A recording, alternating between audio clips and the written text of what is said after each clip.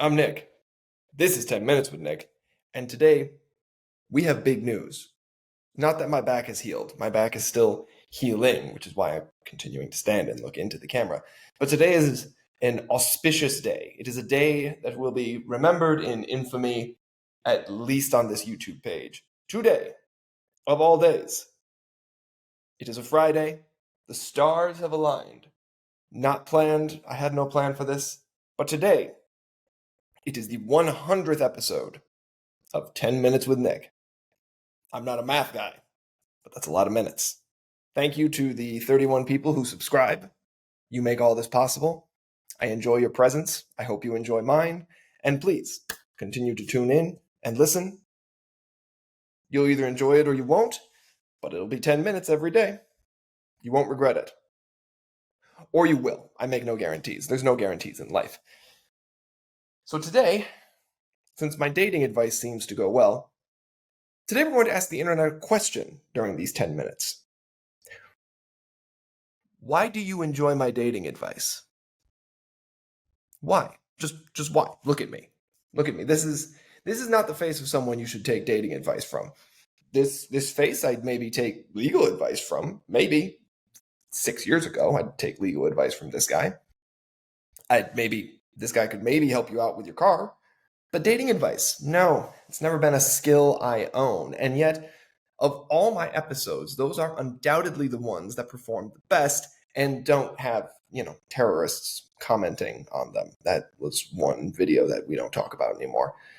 Some guy said, I stand with Hamas. I disclaimed that guy several podcasts ago.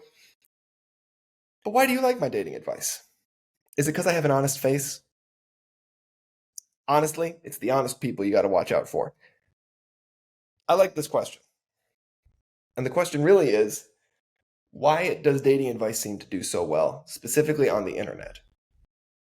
God forbid you should go and ask your friends and relatives about dating advice, or ask your parents if you have a good relationship with your parents, or ask your grandparents or family members.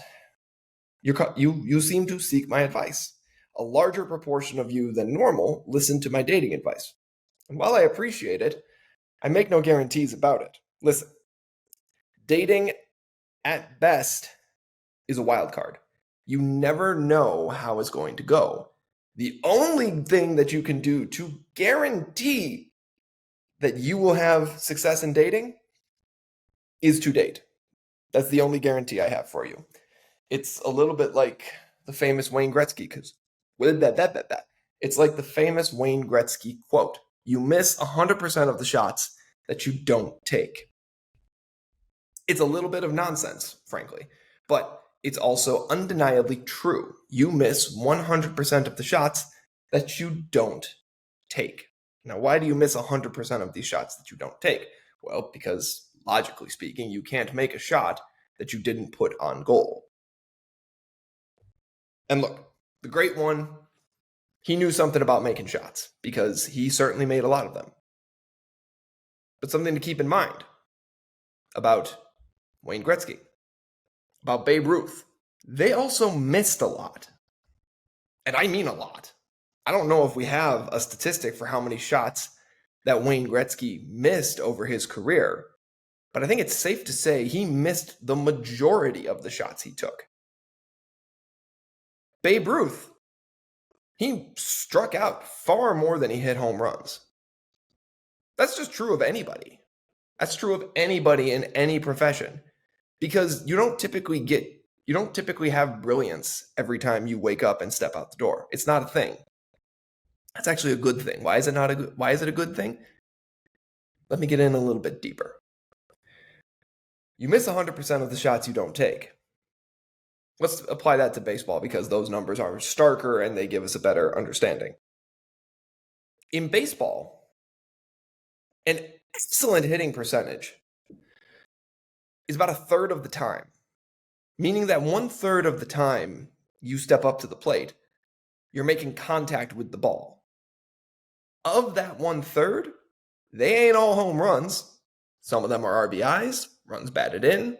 Some of them are on-base hits, but definitely not all of them are going to go the distance. And in dating, the truth is, A majority of your dating escapades will end in quote unquote failure. You won't marry that person. Now, for some people, they'll say to me, well, that's not a failure, Nick, because I am not looking to get married. Okay, Mr. or Miss Modern Person, I'm not like you. I am looking to get married. Why? Well, because quite frankly, I'm a stupid, stupid man. And stupid men require logical women to help them get through their day. Now, stupid men do a lot of things very well, uh, but we require a balancing force in our lives. We're the type of guys who tend to do our laundry and we keep ourselves clean, but we tend to not fold the laundry. We tend to pull it straight from the dryer. Why? Well, because frankly, nobody's around to make us not do that. It takes us a while to get haircuts. We order takeout probably more than we should. We do go to the gym, but when you're like me and you go to the gym and you injure yourself, you continue to do stupid things that probably aggravate the injury. For example, hurting your back and then the very next day during your improvisation class, throwing yourself to the ground during improv and insisting that you must do these stunts because there's no possible way around them. There were lots of ways around them. I just wanted to prove that I could do it. Why? Because I am a stupid, stupid man, and the fact that you take dating advice from me is a whirlwind of emotions for me, but I thank you regardless. All that being said, the truth of the matter is dating is effort. It is. You do have to go out, and if you're a guy, you do have to pay on the first date. I don't care what the modern trends say. If you're a guy and you aren't paying on the first date, it's probably not a date. Probably. It, depending on who you're on a date with, maybe it is still a date, but I wouldn't consider it a date. You're paying on the first date. That first date may lead to a second date. You may date that person for 3 dates. You may date that person for a year. Look, most of your dating life will not end in, I'm going to call marriage the home run. It's not going to end in marriage. It's not going to end in a family. It's not going to end in, because it just can't. It's not possible. First of all, when you get married, you stop dating. That's your retirement. But while you're dating, if everything were to always get all the way to home plate, you'd just be awash in divorce. I don't even know how that would work. But the point is, you have to get to the plate and you have to swing. If it's a hockey metaphor, you have to put shots on net. You just have to. You don't have a choice in the matter. Because the only way you actually will eventually succeed or even have some measure of success is to be out there trying. Again, the famous I'm not saying again like I said it before, the famous Teddy Roosevelt quote about the man who is in the arena bloodied and beaten is the superior man. He's not even saying that the guy won. He's saying the guy won simply because he stepped into the arena and tried. He is always going to be the better man than the man who sat in the stands and did nothing.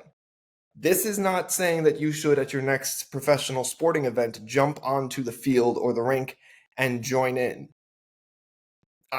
Listen, power to you if you do that, but let's say you jump onto a football field and you just decide to join the game. If they don't stop the game and security doesn't tackle you, Stephon Diggs might. And while you may be taller than Stephon Diggs, you are not stronger than Stephon Diggs. He will run you over, and he's just a wide receiver. Can you imagine if, say, Micah Hyde, a safety who makes it his business to tackle people much larger than himself, decided to just throw you to the ground? You would be broken. You would indeed be the bloodied and beaten man from Teddy Roosevelt's famous speech.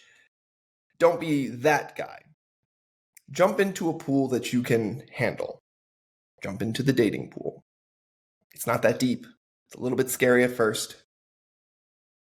But you're either going to do it or you're going to sit on the sidelines and just be a miserable, lonely person for the rest of your life. And here at 10 Minutes with Nick, I do not encourage you to be lonely. I encourage you to put yourself out there, and I encourage you to give it all a try. And here on our 100th episode, that is what we are going to leave you with today, because I'm at my 10-minute mark. Hopefully that made sense. If you liked what I said, like and subscribe. Join the 31 other people who also have liked and subscribed.